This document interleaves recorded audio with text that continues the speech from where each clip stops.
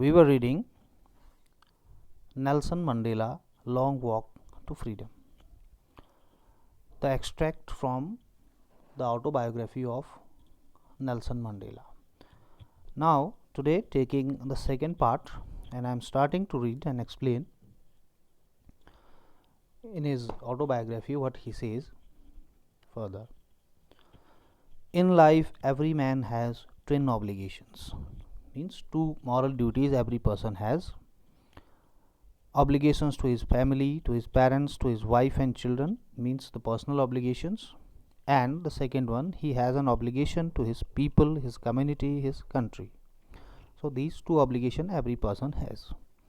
In a civil and humane society, each man is able to fulfill those obligations according to his own inclinations and abilities. So in a cultured society, in a civil society, a man is able to fulfill these moral duties according to his own inclinations, means interests and abilities. But in a country like South Africa, it was almost impossible for a man of my birth and color to fulfill both of these obligations. A person of my birth and color means born as black. It was difficult for a person like me to fulfill these moral duties. In South Africa, a man of color who attempted to live as a human being was punished and isolated. A man of color here again symbolizes black people. So if any black person attempted to live a human being like a human being was punished and isolated, separated.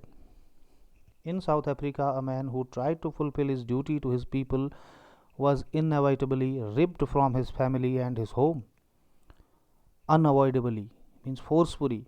He was taken off from his family and home and was forced to live a life apart, a twilight existence of secrecy and rebellion, a life of a little light, a dim light is a twilight. The existence, that type of existence which is in a secret and having the feeling of rebellion, a feeling of going against something, those type of feeling. So that type of life a person had to live. I did not in the beginning choose to place my people above my family, but in attempting to serve my people, I found that I was prevented from fulfilling my obligations as a son, a brother, a father, and a husband. He says, in the beginning when I started, I was not intended to fulfill these obligations, placing them above my family, but when I started that, then I found I was not able to fulfill my family obligations like a son, like a brother, or like a father or husband. I was not able to fulfill those of my duties because my social obligations were of higher priority. I was not born with a hunger to be free. I was born free, free in every way that I could know. When I was free, I was a little child. He says, I was free in every way I could know. Free to run in the fields near my mother's hut. Free to swim in the clear stream that ran through my village. Free to roast mealies under the stars. Roast mealies. Mealies means corns, maize. To roast them. And free to ride the broad back of slow moving bulls as a young child. As long as I obeyed my father and abided by the customs of my tribe, I was not troubled by the laws of man or God. Obviously, as a small kid, obeying his father, not worried about all other worldly things, he says he was not troubled by the man-made laws or God-made laws.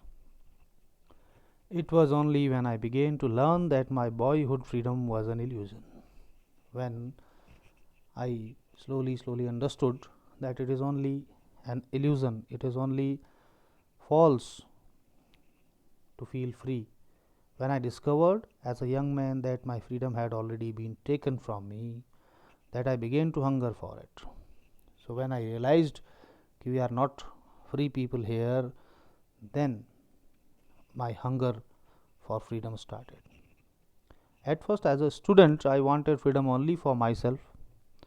The transitory freedoms means the temporary freedoms of being able to stay out at night, read what I pleased, and go where I choose. That type small freedom I wanted. Later, as a young man in Johannesburg, I yearned for the basic and honorable freedoms of achieving my potential. I wished for basic and honorable freedom of achieving my potential. What I could do according to my ability, I should achieve that. Of earning my keep, of marrying and having a family, the freedom not to be obstructed in a lawful life. When I became a little more younger, then these worldly things came, and I wanted freedom for living my life according to my own wish, like that. But then I slowly saw that not only was I not free, but my brothers and sisters were not free. Slowly I realized I was not alone.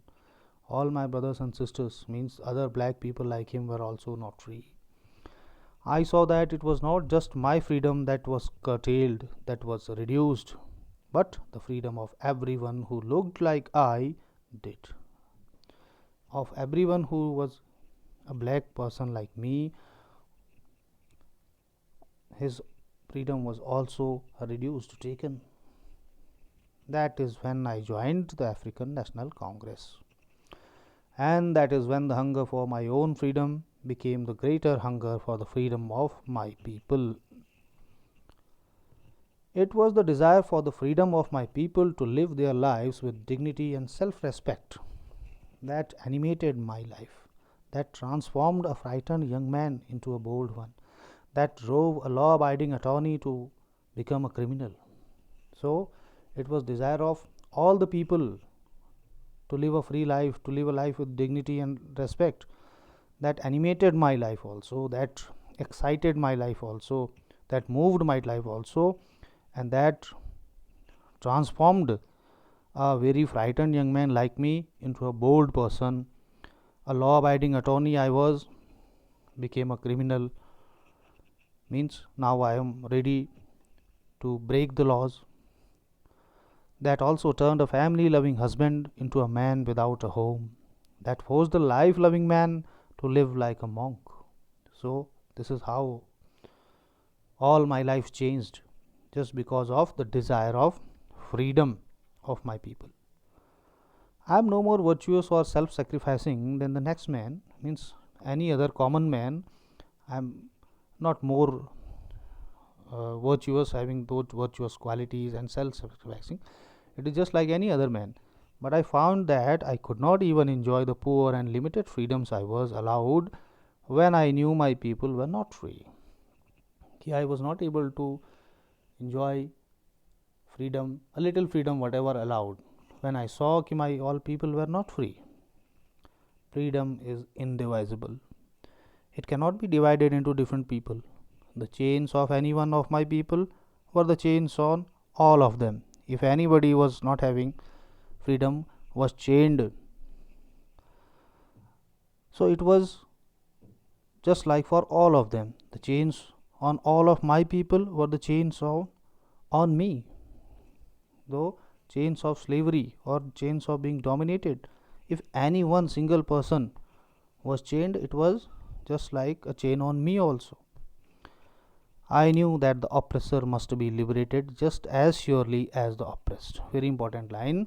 The oppressor must be liberated just as surely as the oppressed. The person who's oppressor, who's oppressing, who's dominating, who's ruling, and the person oppressed to whom he was dominating, both must be liberated, made free. How? A man who takes away another man's freedom is a prisoner of hatred. Yes, the oppressor who's taking away others' freedom himself is a prisoner of hatred, the feeling of hate. He is locked behind the bars of prejudice and narrow mindedness. He is having these prejudice and narrow mindedness. Prejudice means a strong dislike, making opinions about people without knowing them is called prejudice, and narrow mindedness. So, a person who is oppressing others is also victim of these evil qualities. I am not truly free if I am taking away someone else's freedom. Just as surely as I am not free when my freedom is taken from me. The oppressed and the oppressor alike are robbed of their humanity. So it is for both the oppressed person and the person who is oppressing others. Both are robbed of their humanity. Means both of them have been robbed of, their humanity has been taken from them. So both needed to be liberated. So that is the chapter about Nelson Mandela. And now you have few questions. In first part, I asked you to attempt first two questions. So now today try to answer next three questions. The third question is, would you agree that depth of oppression create heights of characters? Yes, depth of oppression create heights of character. When somebody is oppressed a lot, suffers a lot, suffers a lot of pains and struggles a lot, that is the thing which creates a character of a great height. And how does Mandela illustrate that?